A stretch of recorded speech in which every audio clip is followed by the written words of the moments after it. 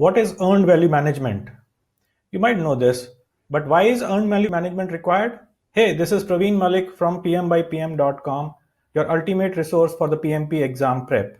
I have made it my mission to help you pass the PMP exam in your first try. In this video, I'm going to talk about what and why of earned value management. This video is part of a bigger playlist. In this playlist, I'm going to explain everything you wanted to know about EVM. Stay tuned till the end of this video and I'll tell you more about the playlist.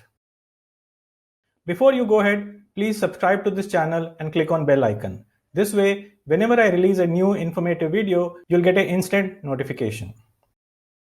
So how do you measure project performance? You'll probably start with a plan, determine how much work is completed on control dates, compare the completed work against the plan. That's the regular methodology, and it works very well. Consider this. On a control date, some amount of work would have been completed and some amount of work would be remaining. All you have to do is compare the completed work against the planned work, and you're good to go. Let's consider a scenario. You're sitting on your desk and working on a project. You're very happy with the project's progress. Suddenly, your sponsor walks in. The conversation may go on something like this. He might ask, "How's the project going?" You might say, "Sir, the project is going on very well." Sponsor, "How can you say so?" You, "So we have just delivered our 4th milestone and the client was very happy about it." Sponsor, "So what does it mean you have delivered 4th milestone? How many milestones were there in the project?" You, "So a total of 10 milestones." Sponsor, "And out of 10 you have completed 4. What was the duration of the project?" You, "Duration of the project is 10 months. Sponsor, "And how many months have gone by?" You, 5 months. Sponsor, "So out of 10 months you have taken up 5 months and you have delivered 4 out of 10 milestones. I don't think this is going on well.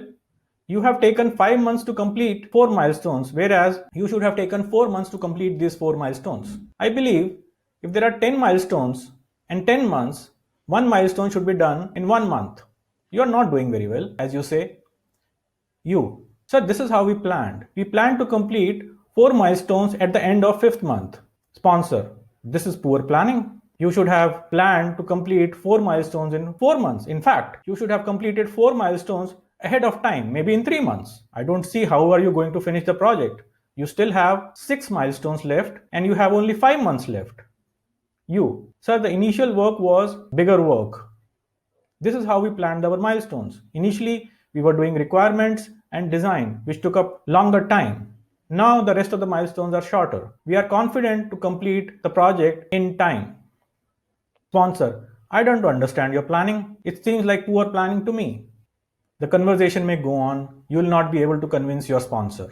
Sponsors don't understand your plan, your milestones, your activity, your work. They are more interested in whether you can complete the project on time or not. And this is where EVM comes in. What and why of EVM? So as the definition goes, earned value management is a methodology that combines scope, time and cost measurements to assess project performance and progress. It is just like a normal methodology where you are reporting your progress on a control date, but it combines an essential aspect, which is cost. Do you understand language of money? Everybody understands language of money. Your sponsor, the senior managers, customers, everybody. And this is where EVM is important. It combines scope, time and cost measurements.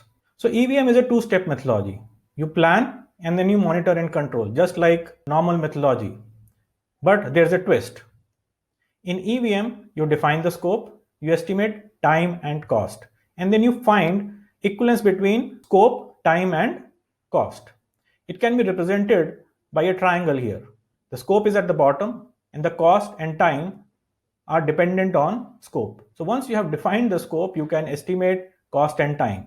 And the triangle represents the equivalence between scope, time and cost. Once you have defined scope, time and cost and found an equivalence between these 3 parameters, you can go to monitor and control.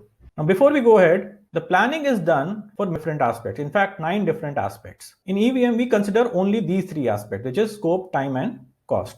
To understand what are the different aspects of planning, you can click above and look at my previous video on process groups. The next step in EVM is monitor and control. So we measure the actual performance and compare actual against the plan, just like the normal methodology. So I have a question for you. Which one is more beneficial for measuring project performance? Measuring work completed against the planned schedule? Measuring work completed against the budgeted cost? Using a combination of schedule and cost for measuring the project performance? What has been your experience so far? I'm curious to know. Please leave a comment below. So this was my first video on EVM, what and why of EVM. In the next video, I'm going to talk about EVM fundamentals. There's a sequence of total 7 videos. By the end of the 7th video, you'll get to know everything about EVM. If you want to download this PPT, please click on the link in the description below.